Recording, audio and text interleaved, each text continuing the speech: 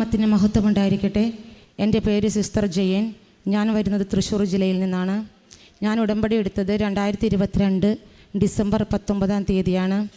ഞാൻ ആദ്യമായി കൃപാസനത്തെക്കുറിച്ച് അറിയുന്നത് പള്ളിയിൽ പോയപ്പോൾ അവിടെ കുറേ കൃപാസന പത്രം ഇരിക്കുന്നുണ്ടായിരുന്നു. അപ്പോൾ ഒരു പത്രം എടുത്ത് ഞാൻ മഠത്തിൽ കൊണ്ടുവന്നു. ഇവിടെ വിളിച്ച് ചോദിക്കാൻ വേണ്ടിയിട്ടായിരുന്നു, താമസിച്ചുള്ള ധ്യാനം ഉണ്ടോ എന്നറിയാൻ വേണ്ടി മാത്രമായിരുന്നു കൃപാസന പത്രം കൊണ്ടുപോയത്. പക്ഷെ അതില്ലയെന്ന് അറിഞ്ഞു. ഞാൻ ഉടമ്പടിയിൽ വെച്ച നിയോഗം എന്ന് വെച്ചാൽ 6 നിയോഗങ്ങൾ വെച്ചു. അതിൽ പ്രധാനമായിട്ട് ഒരു ഹൗസുമായി ബന്ധപ്പെട്ട ഒരു അവസ്ഥയായിരുന്നു ഞങ്ങളുടേത്. ഞങ്ങൾ ഫോറിൻ കോൺഗ്രിഗേഷനാണ്. പക്ഷെ നാട്ടിൽ ഞങ്ങൾക്ക് ഒരു ഹൗസേ ഉള്ളൂ. 10-30 വർഷമായിട്ട് ഞങ്ങൾ ആ ഹൗസിൽ സേവനം ചെയ്യുന്നു. 50ഓളം വരുന്ന ഭിന്നശേഷിക്കാരായ മക്കളെയാണ് ഞങ്ങളവിടെ സംരക്ഷിച്ചത്. പക്ഷേ വേറൊരു കക്ഷിയുടെ പേരിലായിരുന്നു. അത് ഞങ്ങൾക്ക് തരുവാനായിട്ട് വിസമ്മതം കാണിച്ചു. അങ്ങനെ കാലങ്ങൾ കടന്നുപോയി.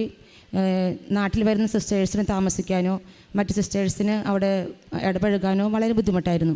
അങ്ങനെ ഇരിക്കുമ്പോഴാണ് ഞാൻ ഇവിടെ വന്ന് ഉടമ്പടി നിയോഗം വെച്ചത്. ആദ്യത്തെ തന്നെ ഉടമ്പടിയിൽ വെച്ചപ്പോൾ തന്നെ എനിക്ക് 12 വർഷമായി സൈനസൈറ്റിസ് എന്ന അസുഖം ഉണ്ടായിരുന്നു. തലവേദന, അതൊരു പ്രത്യേകതരം തലവേദനയാണ്. നീര് വന്ന് മൊത്തം വികൃതമായിരിക്കും മുഖം. അത് ഫസ്റ്റ് ഉടമ്പടി തന്നെ ആദ്യമായി തന്നെ തൈലം പൂശി നെറ്റിയിൽ പ്രാർത്ഥിച്ചപ്പോൾ തന്നെ അത് മാറി. അതിന്നേ വരെ എനിക്കത് ഉണ്ടായിട്ടില്ല. ഉണ്ടാവുകയാണെങ്കിൽ തന്നെ ഈ വല്ലപ്പോഴും പനി വരുമ്പോൾ നമുക്ക് ജലദോഷ പനി വരുമ്പോൾ തലവേദന ഉണ്ടാവും. അല്ലാതെ ഇതുവരെ എനിക്ക് ആ വിഷമം ഉണ്ടായിട്ടില്ല. കൂടാതെ വാദത്തിൻ്റെ അസുഖത്തിന് അടിമയായിരുന്നു ഞാൻ. 10 വർഷം വാദത്തിന് അസുഖം. അത് പ്രത്യേകിച്ച് മസിലിലാണ് എനിക്ക് വാദം വന്നത്. ആ മസിലിൽ ശരീരത്തിൽ ഒരു മനുഷ്യന് 600-ൽ പരം മസിലുണ്ട്.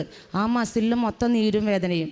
അപ്പോൾ മഠത്തിൽ സിസ്റ്റേഴ്സ് പറയും, ഇവളൊരു പണി ഏൽപ്പിക്കാൻ പറ്റത്തില്ല, ഇവൾക്ക് അപ്പടി വേദനയല്ലേ, കാലും കൈയും നനക്കാൻ പറ്റില്ലല്ലോ, ഒരു പേന പോലും പിടിക്കാൻ പറ്റാത്ത അവസ്ഥയായിരുന്നു. അപ്പോൾ ഞാൻ നിയോഗത്തിൽ വെച്ച് പ്രാർത്ഥിച്ചു, മാതാവേ, ഈശോയ്ക്ക് ഇഷ്ടമുണ്ടെങ്കിൽ ഇതെനിക്ക് മാറ്റിത്തരണമേന്ന്. പക്ഷേ ഉടമ്പടിയിൽ വന്ന ആദ്യത്തെ ദിവസം തൊട്ട് ഞാൻ മരുന്ന് കഴിക്കണമില്ല. ഇന്നേ വരെ ഞാൻ ആ മരുന്ന് തൊട്ടിട്ടില്ല. ഇപ്പോൾ പൂർണ്ണ ആരോഗ്യവതിയായിട്ട് ഞാൻ ഓടി നടന്ന് ദൈവമഹത്വത്തിന് വേണ്ടി വേല ചെയ്യുന്നു. 3-ാമത്തെ നിയോഗം ഇത് പറഞ്ഞല്ലോ, ഹൗസ് കിട്ടണ സാധനം ആവശ്യത്തിന് വേണ്ടി വെച്ചത്. 3-ാമത്തെ നിയോഗത്തിൽ ഞാൻ വന്നത് പുതുക്കിപ്പോൾ ആ കക്ഷികൾ പറഞ്ഞത്, ഞങ്ങൾക്ക് വിസമ്മതമാണ്, നിങ്ങൾ ആരുടെയെങ്കിലും കേസ് കൊടുത്താലും ഇല്ലെങ്കിലും ഞങ്ങൾക്ക് പ്രശ്നമൊന്നുമില്ല എന്ന് പറഞ്ഞു. പക്ഷേ ഞാൻ മാതാവിനെ മുറുകെ പിടിച്ചു. ഞങ്ങൾ സിസ്റ്റേഴ്സ് ഒറ്റക്കെട്ടായിരുന്നു. അങ്ങനെ മാതാവ് ഇടപെട്ട് ഒരു വ്യക്തി ഉണ്ടായിരുന്നു. ആ വ്യക്തിക്ക് മാനസാന്തരം കൊടുത്ത് സ്വന്തം ഇഷ്ടപ്രകാരം വിൽപത്രം എഴുതി സിസ്റ്റേഴ്സിൻ്റെ പേരിലാക്കി തന്നു. അപ്പോൾ അതിന് ദൈവനാമമഹത്വത്തിൽ ഞാനിത് സാക്ഷ്യപ്പെടുത്തിക്കൊള്ളുന്നു. വേറൊരു നിയോഗം ഞാൻ വെച്ചിരുന്നു. പ്രാർത്ഥനാ ഫലം വരം കിട്ടാൻ വേണ്ടി ഞാൻ പ്രാർത്ഥിച്ചിരുന്നു. ധാരാളം നന്നായി പ്രാർത്ഥിക്കാൻ, എല്ലാ മക്കൾക്കും വേണ്ടി പ്രാർത്ഥിക്കാൻ ഞാൻ വെച്ചിരുന്നത്. പക്ഷേ എനിക്കൊരു പ്രത്യേക വരമാണ് ദൈവം തന്നത്. പലപ്പോഴും ഞാൻ മരിച്ചവരെ എനിക്ക് പേടിയാണ്. മരിച്ച വീട്ടിൽ പോവുകയോ മഠത്തിൽ തന്നെ പല സിസ്റ്റേഴ്സ് ഉള്ളിൽ മരിച്ചതിന് ഞാൻ കാണാൻ പോകും, കൂടെ ഇരുന്ന് പ്രാർത്ഥിക്കുന്നതൊക്കെ ചുരുക്കോ, ഒരു തരം ഭയം ഉള്ളിലുണ്ടായിരുന്നു. പക്ഷേ ദൈവം തന്ന വരമാകട്ടെ ശുദ്ധീകരാത്മാക്കൾക്ക് വേണ്ടി പ്രാർത്ഥിക്കാനായിരുന്നു. ശുദ്ധീകരാത്മാക്കൾക്ക് വേണ്ടി പ്രാർത്ഥിക്കാൻ തുടങ്ങിയപ്പോൾ തന്നെ എനിക്ക് പല അനുഭവങ്ങളുണ്ടായി. ഇപ്പോൾ ആർക്കും കൂടി പ്രാർത്ഥിക്കാൻ മറന്നു പോയോ, പ്രാർത്ഥിക്കേണ്ടി പേര് മറന്നു പോയിട്ട് ഉറങ്ങാൻ കിടക്കും. രാത്രി കറക്റ്റ് 11:30, 12:30, 1 മണി വാതിലും വന്ന് മുട്ടും. അപ്പോൾ അറിയാണ്ട് തന്നെ എൻ്റെ ഉള്ളിൽ പറയും, തോമസ് ചേട്ടാ സോറി കേട്ടോ, ഞാൻ പ്രാർത്ഥിച്ചോളാം എന്ന് പറയും. കാരണം എൻ്റെ മനസ്സിൽ ആ ചേട്ടൻ്റെ പേരുണ്ട്. അതുപോലെ തന്നെ ആരെങ്കിലും മരിക്കുകയാണെങ്കിൽ എനിക്കത് അനുഭവപ്പെടും. ഞാൻ ഇപ്പോൾ ഓൾഡ് ഏജ് ഹോമിലാണ് സേവനം ചെയ്യുന്നത്. അവിടെ കുറേ പേര് പ്രാർത്ഥന സഹായം ആവശ്യപ്പെട്ട് വരും, മരിക്കാൻ കിടക്കുന്നവർക്കും മരണപ്പെട്ടു പോയിരിക്കും. അങ്ങനെ ഒരു ദിവസം ഒരു ചേട്ടൻ എനിക്ക് സ്വപ്നത്തിൽ വന്നു. ഒരു കറുത്ത ഷർട്ടും വെള്ള പാൻറ്റിട്ട് ചേട്ടൻ നോക്കി നിൽക്കുക കുറേ നേരമായിട്ട്. അപ്പോൾ ഞാൻ ചേട്ടനോട് പറഞ്ഞു, ചേട്ടൻ എന്തിനാണ് നിങ്ങൾ നോക്കി നിൽക്കണേ, പൊക്കോ, ഞാൻ വന്നേക്കാന്നേ, ഞാൻ ചെയ്തോളാം എന്ന് പറഞ്ഞു. പിറ്റേ ദിവസം രാവിലെ ഇതുപോലെ തന്നെ എനിക്ക് രാത്രിക്ക് എഴുന്നേറ്റപ്പോൾ ഷോൾഡർ പെയിന്, നെഞ്ചുവേദന ഇങ്ങനെയൊക്കെ അനുഭവപ്പെടുന്നുണ്ട്. അപ്പോൾ രാവിലെ എഴുന്നേറ്റിട്ട് ഞാൻ സിസ്റ്ററിനോട് ചോദിച്ചു, സിസ്റ്ററെ ഹാർട്ട് അറ്റാക്ക് എങ്ങനെ വരണേന്ന് ചോദിച്ചു. അപ്പോൾ സിസ്റ്റർ പറഞ്ഞു, ഇങ്ങനെയൊക്കെ ലക്ഷണങ്ങളുണ്ടെന്ന് പറഞ്ഞു. അന്ന് രാവിലെ കുർബാനയ്ക്ക് പോയപ്പോൾ ഞാൻ സ്വപ്നത്തിൽ കണ്ട ആ ചേട്ടൻ അതേ ഷർട്ട് ഇട്ട് അവിടെ ആദരാഞ്ജലികൾ എന്ന് പറഞ്ഞ് എഴുതി വെച്ചിരിക്കുക ആ ചേട്ടൻ്റെ ഫോട്ടോ. അപ്പോൾ ആ ചേട്ടൻ മരിച്ചതേ കഴിഞ്ഞപ്പോൾ ഹാർട്ട് അറ്റാക്കായിട്ട് വന്ന് മരിച്ചെന്ന് പറഞ്ഞു. ശരിക്കും എനിക്ക് അനുഭവങ്ങൾ വരുന്നുണ്ട്.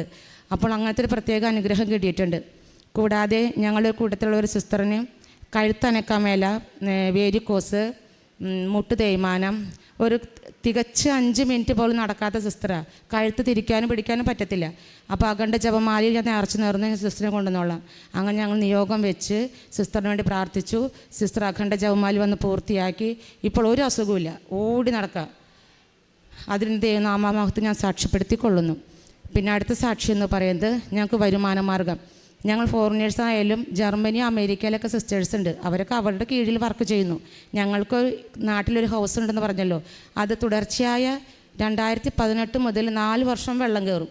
4 വർഷം വെള്ളം കയറി അവിടുത്തെ മക്കളെ വേറെ സ്ഥലങ്ങളിലേക്ക് മാറ്റണം. അങ്ങനെ ഈ കഴിഞ്ഞ 22-ൽ മാത്രം വെള്ളം കയറിയില്ല. അത് കൂടാണ്ട് ബാക്കി 4 വർഷം വെള്ളം കയറിയത് പ്രമാണിച്ച് കെട്ടിടത്തിന് ഡാമേജ് വന്നു, വിള്ളലുകൾ വന്നു, ലീക്കേജ് വന്നു. അങ്ങനെ അപ്പോൾ ഹെൽത്തുകാർ പറഞ്ഞു, ഇനി ഇത് പുതുക്കി പണിയാണ്ട് നിങ്ങൾക്ക് ഈ കുട്ടികളെയും മക്കളെ സംരക്ഷിക്കാൻ പറ്റത്തില്ല. അങ്ങനെ വെച്ചപ്പോൾ ഞാൻ അടുത്ത നിയോഗത്തിൽ 4ാമത്തെ നിയോഗത്തിൽ പറഞ്ഞു, മാതാവേ ഞങ്ങൾക്കൊരു വരുമാന മാർഗം കാണിച്ചു തരണം. ഞങ്ങൾ സിസ്റ്റേഴ്സിന് നിലനിൽപ്പിന് വേണ്ടിയിട്ട് കേരളത്തിൽ വന്ന സിസ്റ്റേഴ്സിന് ഒരാശ്രയമാണ്. അങ്ങനെയൊക്കെ പറഞ്ഞ് നിയോഗം വെച്ചു. 4ാമത്തെ നിയോഗം പുതുക്കി ഞാൻ 2 ആഴ്ച കഴിഞ്ഞപ്പോഴേക്കും ഒരാൾ മുഖേന പറഞ്ഞു, വിദേശത്തൊരു ജോലിയുണ്ട്, നിങ്ങൾക്ക് പോകാൻ തയ്യാറാണെന്ന് വെച്ചു. അപ്പോൾ 1ാമത്തെ ആൾ എൻ്റെ പറഞ്ഞത്, മറ്റേ സിസ്റ്റർ വയ്യാണ്ട് സുഖം പ്രാപിച്ച സിസ്റ്റർ ഉണ്ടല്ലോ, കാലുവേദന മുട്ടുവേദനയൊക്കെ ആയിട്ട്, ആ സിസ്റ്റേഴ്സിന് ഞങ്ങളുടെ 2 പേരുടെ മാത്രമേ പാസ്പോർട്ടൊക്കെ ശരിയായി, എല്ലാം 1 മാസത്തിനുള്ളിൽ ശരിയായി. അടുത്ത മെയ് 15 ഞങ്ങൾ ഫ്രാൻസിലേക്ക് പോവുകയാണ്. കൂടാതെ ഞങ്ങളുടെ ഓൾഡ് ഏജ് ഹോമിൽ ധാരാളം പാമ്പ് ശല്യമുണ്ട്. മിക്കപ്പോഴും അത് എൻ്റെ മുമ്പിൽ തന്നെ വരുള്ളൂ. എന്നും അടുക്കളയിൽ പോകുമ്പോൾ ഒരു ദിവസം കബേർഡ് ഇങ്ങനെ തുറക്കുമ്പോൾ മേലൊരു സാധനം വന്ന് മേലേക്ക് വീണു. ഇത് എന്താണെന്ന് നോക്കിയപ്പോൾ പാമ്പാണ്, അണലി വന്ന് മേലേക്ക് വീണിട്ട് നേരെ ചുരുണ്ട് കൂടി മിക്സിയുടെ അടുത്തിരുന്നു. അത് കഴിഞ്ഞിട്ട് ഞാൻ അവിടെ തന്നെ നിന്നു, ഇത് എങ്ങും പോകാൻ പാടില്ലല്ലോ എന്ന് ഓർത്തിട്ട്. പിന്നെ സിസ്റ്റേഴ്സിനെ വിളിച്ച് കാണിച്ചു കൊടുത്തിട്ട് പിന്നെ ആ പാമ്പിനെ തല്ലിക്കൊന്നു. അടുത്ത പ്രാവശ്യം 1 മാസം കഴിഞ്ഞപ്പോഴും പിന്നെയും അവിടെ തന്നെ ഒരു വലിയ പാമ്പ് വന്ന് നിൽക്കുക. ഈ പാമ്പ് ശല്യം എന്നെ ഒന്നും ഉപദ്രവിക്കില്ല. ഭയങ്കര സംരക്ഷണ മാതാവിനെ നമ്മൾ മനസ്സിൽ ഓർത്താൽ മതി, പെട്ടെന്ന് അവിടെ വരും, ഒരു ഉപദ്രവം ഉണ്ടാക്കില്ല. പിന്നെ ഞാൻ ഉടമ്പടി ഉപ്പ് എടുത്തിട്ട് പരിസരം മൊത്തം ഉപ്പ് വിതറി പ്രാർത്ഥിച്ചു. അതിപ്പിന്നെ ഇതുവരെ പാമ്പ് ശല്യം ഉണ്ടായിട്ടില്ല. അതുപോലെ ഓൾഡ് ഏജ് ഹോമിലെ അമ്മമാർ, ഞങ്ങൾ ചെന്നിട്ട് ഇപ്പം 3 വർഷമായിട്ടുള്ളൂ. അതിക്ക് മുന്നേ 2 മാസം കൂടുമ്പോൾ ഓരോ മരണം അല്ലെങ്കിൽ ഹോസ്പിറ്റൽ കേസ്. ഞങ്ങൾ ഉടമ്പടി എടുത്തേ പിന്നെ ആരും ഇതുവരെ ഹോസ്പിറ്റലിൽ കൊണ്ടുപോയിട്ടില്ല, ഒരു അസുഖവും ഇല്ല. ബ്ലഡ് ഛർദ്ദിച്ചാൽ തന്നെ ഉടമ്പടി ഉപ്പ് കലക്കി കൊടുക്കുന്നു, വിശ്വാസ പ്രമാണം ചൊല്ലി കൊടുക്കുന്നു, അവർ രക്ഷപ്പെടുന്നു. ഇത്രയും അനുഗ്രഹങ്ങൾ തന്ന ദൈവത്തിന് ദൈവനാമം മഹത്വപ്പെടട്ടെ.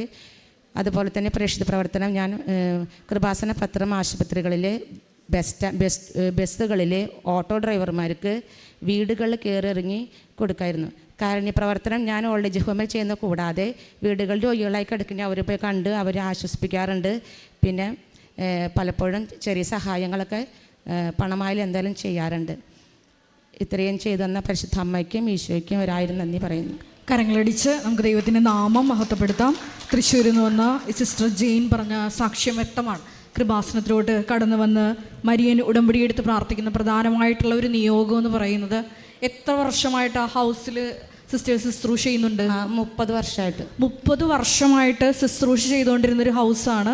ഡിസേബിൾ ആയിട്ടുള്ള കുഞ്ഞുങ്ങളെല്ലാം സംരക്ഷിക്കുന്നൊരു ഭവനമാണ്. പക്ഷേ ഇത് ഇവരുടെ പേരിലായിരുന്നില്ല, മറ്റൊരു ഡയസസിൻ്റെ പേരിലൊരു ബ്രദറാണോ അച്ഛന്മാരുടെ പേരിലാണ്, ബ്രദറിൻ്റെ പേരിലായിരുന്നു ആ സ്ഥാപനം ഉണ്ടായിരുന്നത്. പക്ഷെ ന്യായമായിട്ടും ഇവരായിരുന്നു ആ ഒരു ഹൗസ് സംരക്ഷിച്ച് നടത്തി പോന്നിരുന്നത്.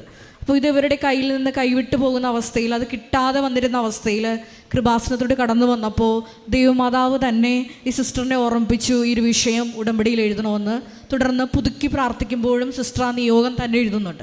എന്നോട് സാക്ഷ്യം പറഞ്ഞപ്പോൾ ഇപ്രകാരം പറഞ്ഞായിരുന്നു, ഇത് കൈവിട്ട് പോകും എന്നുള്ളൊരവസ്ഥ വന്നപ്പോൾ കൃപാസനത്തിലെ ഉടമ്പടി ഉപ്പ് അവിടെ വിശ്വാസ പ്രമാണം ചൊല്ലി ആ കെട്ടിടത്തിലും പരിസരത്തിലും ഇട്ട് പ്രാർത്ഥിച്ചു. ഇപ്പോൾ പുറപ്പാട് 14:14 തിരുവചനം അനുസരിച്ചുകൊണ്ട് നമ്മൾ മരിയൻ ഉടമ്പടിയിൽ ദൈവമാതാവിൻ്റെ മധ്യസ്ഥതയിൽ ഉടമ്പടി എടുത്ത് പ്രാർത്ഥിക്കുമ്പോൾ പരിശുദ്ധ അമ്മ തന്നെ നീതിയും ന്യായവുമായിട്ടുള്ള കാര്യം നമുക്ക് വേണ്ടി യുദ്ധം ചെയ്ത് അത് നേടിത്തരും. അത്തരത്തിലുള്ള വലിയൊരു സാക്ഷ്യവുമായിട്ടാണ് സിസ്റ്റർ നമ്മുടെ മുമ്പിൽ നിൽക്കുന്നത്.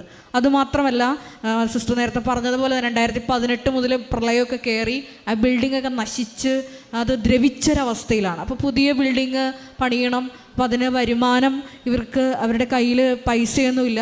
അപ്പം അതും ഒരു വരുമാന മാർഗം അത് തുറന്നു കിട്ടണം എന്ന് പരിശുദ്ധ അമ്മയുടെ മധ്യസ്ഥയിൽ ഉടമ്പടിയിൽ നിയോഗം സമർപ്പിച്ചതിൻ്റെ ഫലമായിട്ട് ഇവിടെ തന്നെ നേർച്ച വസ്തുക്കൾ ഉപയോഗിച്ച് പ്രാർത്ഥിച്ച് രോഗസൗഖ്യം കിട്ടിയ ഒരു സിസ്റ്ററും, അതുപോലെ തന്നെ നമ്മളോടിപ്പോൾ സാക്ഷ്യം പറയുന്ന സിസ്റ്റർ ജെയിനും വിദേശത്തോട്ട് ഇങ്ങനെ ഒരു ആവശ്യത്തിന് വേണ്ടി പ്രേക്ഷിത വേലയ്ക്കും അതുപോലെ തന്നെ ഈ ഒരു വരുമാനം ലഭിക്കുവാൻ വേണ്ടി പോവുകയാണെന്നാണ് നമ്മളോട് സാക്ഷ്യത്തിൽ പറഞ്ഞത്. ഒപ്പം തന്നെ ഈ സിസ്റ്ററിന് തന്നെ ആർത്രൈറ്റിസിൻ്റെ അസുഖം ഉണ്ടായിരുന്നു.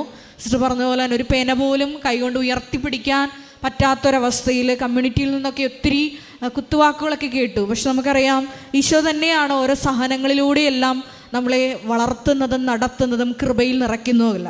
സിസ്റ്റർ പ്രാർത്ഥനയോടെ മുന്നോട്ട് നീങ്ങിയപ്പോൾ ആ ഒരു കംപ്ലീറ്റ് ആയിട്ട് ഇപ്പൊ സിസ്റ്ററിന് യാതൊരു പ്രശ്നമില്ല അല്ലെ, എല്ലാ ജോലികളും എല്ലാം ചെയ്യും. അതായത് ഒരു സാധനം എടുത്തുയർത്താൻ പോലും സാധിക്കാതിരുന്ന സിസ്റ്ററിന് ഇപ്പൊ എല്ലാ ജോലികളും കമ്മ്യൂണിറ്റിയിൽ ചെയ്യാം, ആക്റ്റീവായിട്ട് മിനിസ്റ്റർ ചെയ്യുന്നു എന്നാണ് പറഞ്ഞത്. അപ്പം തന്നെ 12 വർഷമായിട്ടുണ്ടായിരുന്ന സൈനസൈറ്റിസ് മാറി. അതുപോലെ തന്നെ ചെറുതും വലുതുമായിട്ടുള്ള ഒത്തിരി അനുഗ്രഹങ്ങളാണ് കൃപാസനത്തിൽ വന്ന് മരിയൻ ഉടമ്പടി എടുത്ത് പ്രാർത്ഥിച്ച വഴി ചുരുങ്ങിയ സമയത്തിനുള്ളിൽ ഈ സിസ്റ്ററിനും കോൺഗ്രിഗേഷനും, നമുക്കറിയാം സിസ്റ്റർ ഒരു കമ്മ്യൂണിറ്റി മെമ്പർ ആയതുകൊണ്ട് തീർച്ചയായിട്ടും സിസ്റ്റർ കിട്ടുന്ന എല്ലാ കൃപകളുടെയും ഫലം കോൺഗ്രിഗേഷൻ മൊത്തവും ലോകം മുഴുവനും വേണ്ടിയിട്ടാണ് കിട്ടുന്നത്. അപ്പോൾ തന്നെ സിസ്റ്റർ പറഞ്ഞു, അതായത് മരിപ്പ് എന്ന് കേൾക്കുമ്പോൾ, മരണം എന്ന് കേൾക്കുമ്പോൾ സിസ്റ്റർ വല്ലാത്ത ഭയമായിരുന്നു. അപ്പോൾ ഉടമ്പടിയിൽ ആ നിയോഗം സമർപ്പിച്ചതിൻ്റെ ഫലമായിട്ട് പ്രാർത്ഥനാ വരം ലഭിക്കുകയും മരിക്കാനൊക്കെ ഒരുങ്ങിക്കൊണ്ടിരിക്കുന്നവർക്ക് വേണ്ടി പ്രത്യേകം പ്രാർത്ഥിച്ചൊരുങ്ങുവാനും ആ ഒരു വലിയ കൃപ ഈ സിസ്റ്ററിന് കിട്ടിയെന്നാണ് സാക്ഷ്യത്തിലൂടെ പങ്കുവച്ചത്. അപ്പോൾ ഒരിക്കൽ കൂടി മരിയൻ ഉടമ്പടി വഴിയായിട്ട് ഈ സിസ്റ്ററിനും കോൺഗ്രിഗേഷനിൽ ലഭിച്ച എല്ലാ കൃപകളും